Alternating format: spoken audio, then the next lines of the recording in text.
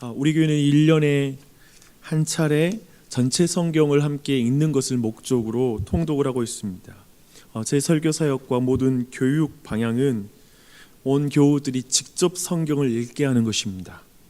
그리고 그 성경에 따라 기도하고 그리고 그 성경을 따라 살아가는 것, 그것이 사실 최종적인 목적입니다. 그래서 제 설교가 좋다, 목사님 말씀 좋다라는 것을 듣는 게 목적이 아니라 여러분이 말씀을 직접 보게 하는 것, 그것이 바로 우리 교회의 모든 설교 사역과 교육 사역의 목적입니다. 아침 기도의 메시지도 그래서 그날 통독할 말씀을 묵상하게 하는 것에 주요 목적이 있습니다. 하지만 통독을 우리 모두가 꾸준하게 그리고 깊이 있게 그걸 유지하는 것, 1년 내내 유지하는 것은 만만치가 않습니다. 그럼에도 감사한 것은 통독은 내년에도 계속 된다라는 것입니다. 그리고 더하여서 성경 왜 이렇게 또 보고 봐도 새로운지 모르겠습니다. 그렇죠? 그래서 올해 좀 부족한 것은 내년에 또 채울 것입니다. 올해 좀 빼먹은 거 내년에 또 채우면 됩니다. 올해 다루지 않는 주제들은 또한 내년에 또 다룰 것입니다. 저는 이렇게 10년 그리고 20년을 함께 이렇게 성경을 보다 보면 설교자만이 아니라 모든 회중들도 동일하게 성경에 계시된 하나님과 그 하나님이 하신 일을 대강이라도 이해할 수 있을 거라 믿습니다. 반복해서 성경을 우리가 봤기 때문에 하나님을 아는 것이 아니라요, 오직 성령 하나님이 우리를 도와주실 때 그 일이 가능한 줄 믿습니다. 그런 은혜 우리 모두에게 넘치길 바랍니다. 우리가 지식적으로 성경을 아는 것은 큰 의미가 없는 것 같습니다. 이렇게 막 구약과 신약이 서로 짝이 있다라는 것을 많이 아는 거, 그런 것을 보는 것도 물론 중요합니다. 하지만 성경에 또 다른 짝이 있는 것 같아요. 바로 성경을 믿는 신자들의 삶이 성경의 또 다른 짝인 것 같습니다. 그래서 우리 모두가 이 한 해에도 그리고 내 자신도 어떻게 하면 성경의 말씀을 순종할 것인가, 이 말씀에 내가 짝이 되어서 내 삶이 살아갈 것인가에 집중하는, 그렇게 말씀을 보고 배우는 우리 모두가 됐으면 좋겠습니다. 무엇보다도 여러분 모두에게 하나님의 은혜가 넘치길 바랍니다. 아멘. 출애굽기 이제 19장부터 24장 어제 우리가 보았죠. 그 말씀은 하나님이 시내산에서 이스라엘과 모든 이방 나라를 구분하는 계명을 주시는 말씀이었습니다. 이 계명을 다르게 또 표현한다라면 사명이라고 우리가 표현할 수 있을 것입니다. 이스라엘 백성이 지켜야 할 사명입니다. 그리고 나서 이제 25장부터 31장까지 하나님은 성막을 어떻게 지을지 그 설계도를 주시는 장면입니다. 사명을 주고 나서 임재의 약속을 하시는 것입니다. 그런데 이 사명과 임재, 이게 짝이거든요. 같이 가요. 항상 사명과 하나님의 임재는 성경의 매우 반복적인 패턴이라는 걸 주목할 필요가 있습니다. 모세를 한번 생각해 보십시오. 사실 모세는 성경의 인물 중에 가장 반복적으로 가장 강하게 하나님의 부르심을 거부한 사람입니다. 굉장히 많은 분량이 거기에 할애되죠. 모세가 거부하는 이유는 뭐냐면 하나님의 명령을 자신이 한다고 생각해요. 자기 힘으로. 그러니까 오늘날에 또 동일하죠.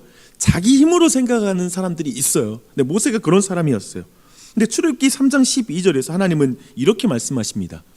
내가 반드시 너와 함께 있으리라. 자꾸 나는 못해요 그러니까 아니 내가 너와 함께 할 거야 라는 것을 계속 말씀하십니다. 근데 이런 패턴, 이렇게 사명과 임재라는 이 패턴은 예수님, 부활하신 예수님도 반복하신 패턴입니다. 예수님은 이제 마태복음 28장에서 마지막에 이제 제자들에게 모든 민족으로 제자를 삼고 세례를 베풀라고 명령하고 제자를 삼으라고 하는 그 명령을 하시고 나서 이렇게 말씀하십니다. 볼지어다 내가 세상 끝날까지 너희와 항상 함께 있으리라. 그렇죠? 이렇게 사명과 임재가 함께 가는 이유는 무엇일까요? 하나님의 임재로만 사명을 이룰 수가 있습니다. 믿으십니까? 아멘. 그러나 또 다른 게 있어요. 사명의 목적이 하나님의 임재입니다. 그렇잖아요. 하나님을 예배하지 않는 자가 예배하는 것, 하나님이 그들에게 임재하는 게 바로 하나님의 목적이에요. 우리에게도 동일합니다. 하나님이 나와 함께 하시는 게 하나님의 목적이에요. 우리에게 사명을 주는 목적이에요. 때로는 그런 걸 느끼잖아요. 기도하는 거 어렵잖아요. 근데 내가 기도하는 게 내 사명이야 라고 생각하면서 이 아침에 나와 있을 때 무엇보다도 내가 하나님의 임재라는 선물을 더 가까이 느끼게 되잖아요. 그렇죠? 동일한 것입니다. 그래서 이스라엘 백성이 십계명을 행하는 거룩한 민족이 될 수 있는 모든 능력은 성막의 능력에서 나옵니다. 성막의 임재에서 나오는 것입니다. 또한 십계명을 행함으로 하나님이 그 백성 가운데 또한 거하십니다. 이걸 우리는 볼 수가 있죠. 그래서 성막에 대한 그래서 가장 중요한 말씀은 출애굽기 29장 45절 말씀이라고 생각합니다. 이렇습니다. 내가 이스라엘 자손 중에 거하여 그들의 하나님이 되리니 그들은 내가 그들의 하나님 여호와로서 그들 중에 거하려고 그들을 애굽 땅에서 인도하여 낸 줄을 알리라. 나는 그의 하나님 여호와니라. 아멘. 주 안에 사랑하는 여러분, 지난 주일부터 하나님의 주요한 관심에 대해서 우리 나누고 있습니다. 이렇게 말씀하시죠. 나의 자녀들아, 내가 너희와 함께하고 싶단다. 나는 너의 중심에 거하는 왕이 되어 너희를 다스리고 싶단다. 나는 너에게 먼저가 되고 싶다. 나는 너에게 첫 번째가 되고 싶다. 계속해서 우리는 이 말씀을 듣고 있습니다. 그래서 이제 복잡한 성막을 만드는 내용들을 우리가 통독할 텐데 복잡함만 남으면 안 되고요. 분명한 한 가지가 남아야 되는데 그것은 뭐냐면 하나님이 오롯이 우리에게 임재하고 싶어하는 갈망이 성막 안에 표현된다는 사실입니다. 이것을 주목하시면 돼요. 이게 가장 중요합니다. 그리고 이제 출애굽기의 약 3분의 1의 분량이 이 성막과 관련된 내용인데요. 성막을 만드는 과정에서 우리가 가져야 될 매우 중요한 관점을 한 가지 더 말씀드리겠습니다. 출애굽기는 매우 의도적으로 창조의 현장에서 사용됐던 모든 장치와 동사들을 가져와서 성막을 만드는 일에 사용하고 있습니다. 이걸 주목해야 돼요. 예를 들어볼게요. 하나님은 성막을 만드는 기술자들을 성령님으로 충만하게 하여서 그 모든 관련된 물품을 만들었다라는 것을 강조해서 말하고 있습니다. 이것은 하나님의 영이 수면 위에 운행하셨다라는 말씀을 우리가 연상시킵니다. 또한 성막을 짓다, 만들다 할 때 아사라는 그런 동사를 사용하고 있는데요. 이 또한도 창조의 현장에서 사용되었던 동사를 그대로 가지고 옵니다. 특별히 하나님이 명령하고 순종하는 구조로 또한 하나님이 창조하셨던 그 구조를 그대로 또한 가져와서 성막을 짓습니다. 그래서 25장 9절을 보십시오. 물은 내가 보이는 모양대로 장막을 짓고 기구들도 그 모양을 따라 지을지니라. 이 모든 것이 지금 말하고 있는 것은 무엇인가요? 그것은 창조주 하나님이 자기 백성 가운데 다시 임재하시기 위해 새로운 창조를 행하고 있다라는 것을 말씀하고 있습니다. 그러니까 성막을 짓는 것은 새로운 창조예요. 그래서 성막의 많은 요소들은 에덴 동산을 연상시킵니다. 그래서 천사의 특별한 이름인 그룹이라는 게 있잖아요. 그룹 문양으로 그 모든 실 안에서 짜서 넣잖아요. 그리고 거기에 금이 동원되고 보석이 동원되고 살구꽃과 동쪽의 문이 나요. 이 모든 것은 에덴 동산을 가리키는 것입니다. 결정적으로 하나님께서 총 7번에 걸쳐서 뭘 만들라는 명령이 내려 떨어져요. 7일의 창조를 우리에게 연상시키고 있죠. 그리고 마지막 7번째 말씀이 뭐냐면 안식일에 대해서 말합니다. 이렇게 전체가 이렇게 이 두 번째 이 성막을 짓는 게 바로 새로운 창조라는 걸 여러분이 주목하시면 돼요. 지금 우리는 우리의 눈에 보기에 어쩌면 큰 의미가 없어 보이는 성막, 이제 예수님 믿는데 다 예수님이 대신한다고 하던데 라고 해서 그냥 어쩌면 이건 이제 그냥 쭉 넘어가고 싶은 그런 내용이기도 하죠. 그런데 그것이 어떤 의미인지를 지금 우리가 살펴보고 있습니다. 하나님의 임재는 성막을 짓는 새로운 창조에 드러나고 있습니다. 특별히 하나님이 말씀하시고 그대로 되는 과정을 성막을 짓는 과정 가운데 가장 강조해서 말하고 있는 내용이란 걸 주목하셔야 돼요. 함께 오늘 주목하고 싶은 것은 25장 2절입니다. 이스라엘 자손에게 명령하여 내게 예물을 가져오라 하고 기쁜 마음으로 내는 자가 내게 바치는 모든 것을 너희는 받을지니라. 첫 창조 때 하나님은 땅에게 생명을 그 종류대로 내되 가축과 기는 것과 짐승을 종류대로 내라 하시니 그대로 되었다라는 걸 굉장히 강조해서 말합니다. 그러니까 땅을 향해서 명령을 내려요. 그리고 땅이 그것을 내는 순종한 그 형태로 창조가 이루어지는 것이죠. 그런데 지금 이 성막을 짓는 과정에서는, 이 새로운 창조에서는 사람에게 명령이 이루어집니다. 내게 예물을 가져오라 하고 기쁜 마음으로 내는 그것을 너희는 받으라 라고 이렇게 말씀하고 있습니다. 근데 여러분, 여기서 이 패턴과 이 분위기를 주목하셔야 돼요. 하나님이 그의 백성에게 명령하십니다. 근데 땅이 기쁨으로 가축과 짐승을 종류대로 내고 순종을 행했다라고 믿는다라면 그의 백성들도 기쁨으로 하나님의 말씀에 순종하여 성막을 만들기 위한 모든 재료를 바쳐야 되고, 이 모든 것은 기쁨으로 채워진 순종이 되어야 된다는 걸 강조해서 우리에게 말씀해 주고 있는 것이죠. 지금 여기서 우리가 가장 주목할 게 뭐냐면 예물의 양이 아니라, 보석 종류가 아니라, 저는 기쁜 마음이라고 믿습니다. 기쁜 마음으로 순종하는 것, 이것이 강조되고 있는 것이죠. 왜냐하면 이스라엘 백성은 애굽에 있을 때 왕의 궁전을 만든 일에 강제 동원되고 그 노역에 억압 가운데 참여하게 되었습니다. 특별히 그들은 국고성을 만들었는데요, 이 국고성은 그 애굽의 신전을 포함하는 표현입니다. 그러니까 애굽의 신을 예배하기 위해서 그들은 거기에 강제 노역으로 억지로 그 일을 감당해야 했습니다. 그런 그들에게 하나님은 남 바로 왕과 같은 분이 아니라는 걸 선포하는 거예요.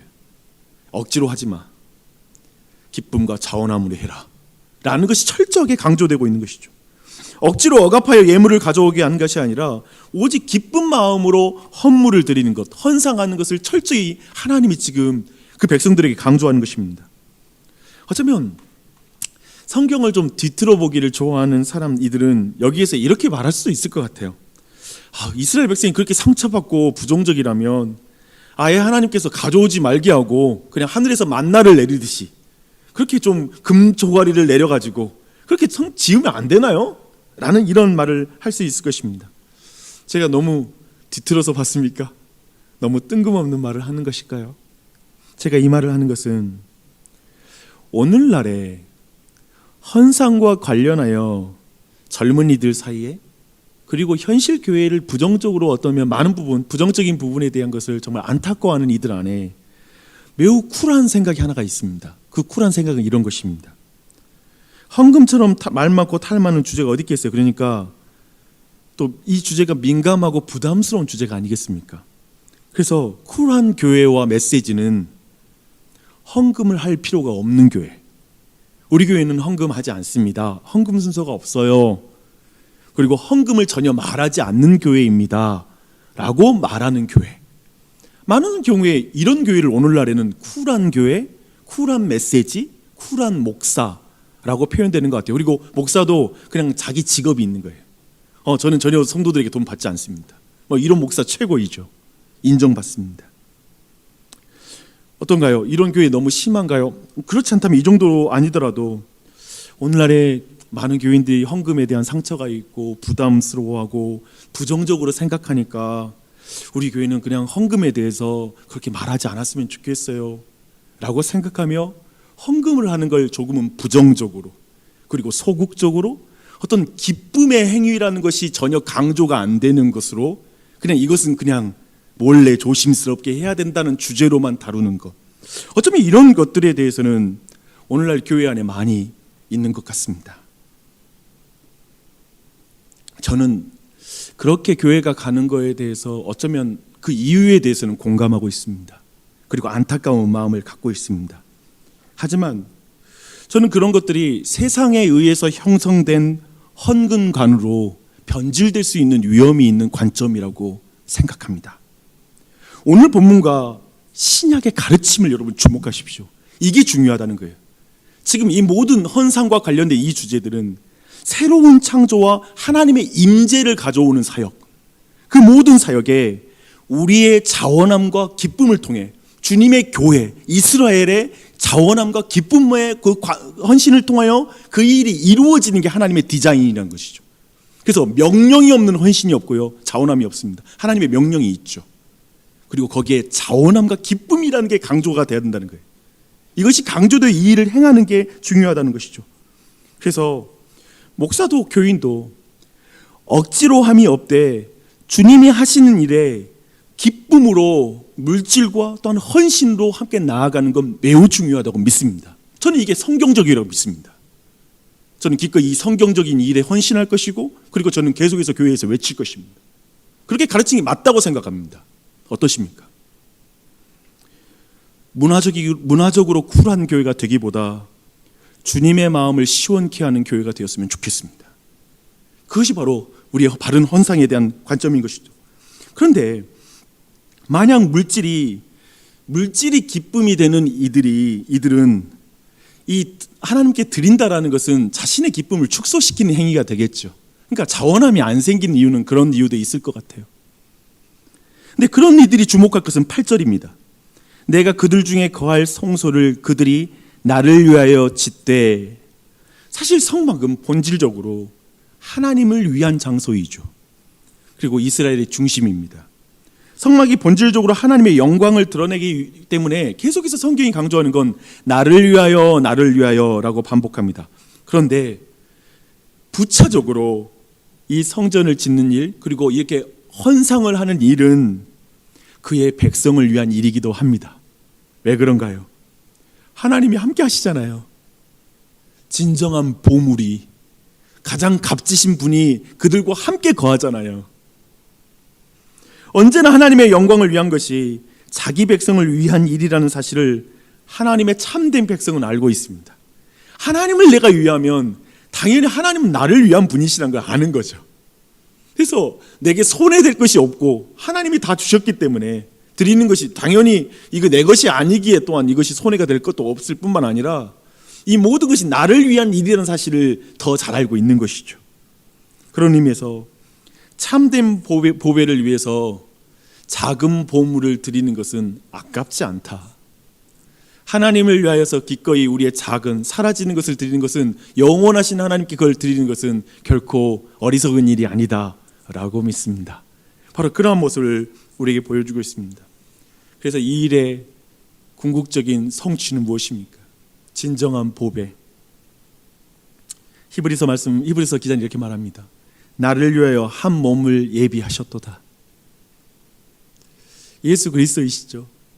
진정한 임마누엘, 그 백성과 함께 하시기 위해서 그 백성 가운데 사람의 몸을 입고 들어오셔서 장막을 치신 분, 그들의 백성 가운데 거하시다라는 요한복음의 표현은 성막을 치다에서 치다라는 동사를 쓰고 있거든요.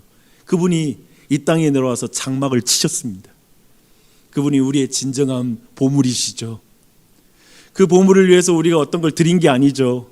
진정한 보물은 하나님 그분께서 직접 우리에게 내어주신 것이죠. 돈으로 살 수 없는 것이었죠. 우리는 그런 진정한 보물을 받은 자들이죠. 그러한 받은 자로서 이제 우리의 삶 가운데 주어진 이 하나님의 나라를 이루는 삶, 이 땅 가운데서 우리가 하나님의 뜻을 이룰 때 지금 교회와 함께 주님이 원하실 때 기꺼이 내 것을 내어드리며 기쁨과 자원함으로 그 일을 이루어 나가 하나님의 역사와 시대를, 이 하나님의 나라를 이루어가는 것, 그게 바로 우리에게 주어진 사명인 줄 믿습니다. 아멘. 그래서 우리의 관점을 바꿔야 될 것 같아요. 오늘 이 말씀 앞에 다시 한번 내 삶, 내게 주어진 선물, 내 자녀들, 시간들, 모든 것들을 내가 어떻게 이 한 해 동안 주님께 드려 나아가야 될지, 무엇보다도 보석의 종류는 중요하지 않다, 많고 적음이 중요하지 않다. 그러나 하나님이 필요하다고 하실 때 자원함과 기쁨으로 나아감으로 하나님의 새로운 창조, 임재를 가져오는 사역들, 전도와 구제와 그리고 하나님의 나라가 이 땅 가운데 임하는 것, 그 일을 위해서 기꺼이 내 삶을 내어드리는 것, 그렇게 나아감으로 우리의 삶이 손해보는 게 아니라 더 많은 걸로 채워지고 더 큰 기쁨으로 우리의 삶이 채워질 걸 믿는 것, 그게 바로 하나님이 기뻐하시는 그 믿음인 줄 믿습니다. 교회인 줄 믿습니다. 그러한 가정인 줄 믿습니다. 그렇게 나아가시면 될 것 같아요. 저도 그렇게 나아가도록, 이 말씀 순종하도록 힘쓰겠습니다. 여러분도 같이 힘쓰십시다. 이 시간 그렇게 또한 능력 달라고 기도하는 은혜가 있길 바랍니다. 기도하겠습니다.